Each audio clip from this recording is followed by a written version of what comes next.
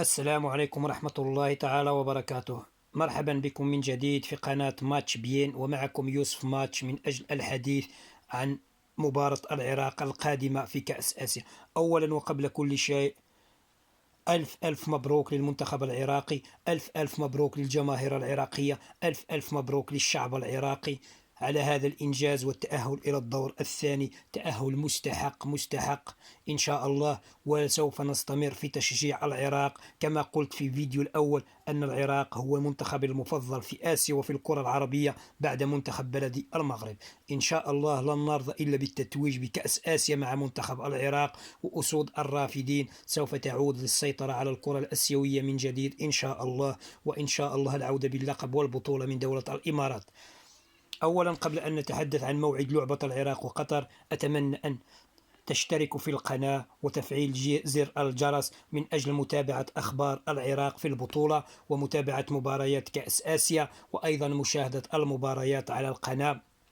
قم بالاشتراك في الأسفل وقم بتفعيل زر الجرس، ولا تنسى ضغط لايك من أجل دعمنا في الاستمرار وتقديم الجديد إن شاء الله في فيديوهات صغيرة. نعتذر لكم أننا لا نتوفر على أدوات احترافية بعد من أجل تقديم فيديوهات جيدة.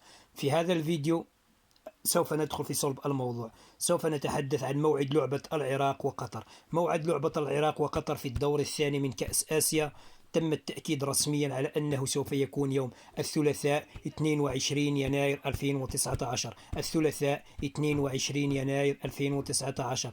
المباراة رسميا في نادي الوحدة على استاد آل نهيان بنادي الوحدة. أما توقيت لعبة العراق وقطر فسوف يكون في الساعة 7 مساء بتوقيت العراق المحلي، والساعة 7 بتوقيت الدوحة قطر، وفي الساعة 7 بتوقيت الإمارات بتوقيت السعودية عفوا، وفي الساعة 8 بتوقيت الإمارات، وفي الساعة 6 بتوقيت المغرب والجزائر، وفي الساعة 6 بتوقيت مصر، وفي الساعة 4 بتوقيت غرينتش، في الساعة 4 بتوقيت غرينتش ولندن، وفي الساعة 5 بتوقيت دول أوروبا بتوقيت إسبانيا، في الساعة 5 بتوقيت فرنسا والسويد والدنمارك وإيطاليا وألمانيا، حيث تتواجد الجالية العراقية بكثرة.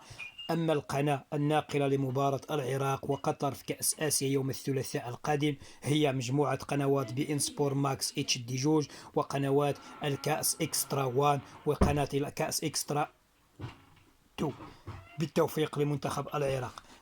فهذه الخلاصة. سوف نتحدث أيضا عن مشوار منتخب العراق من أجل التأهل إلى الدور الثاني. منتخب العراق تمكن من التأهل إلى الدور الثاني بعد أن تمكن من تحقيق رصيد 7 نقاط في المجموعة الرابعة. منتخب العراق كان صاحب المركز الثاني في المجموعة الرابعة خلف المتصدر منتخب إيران.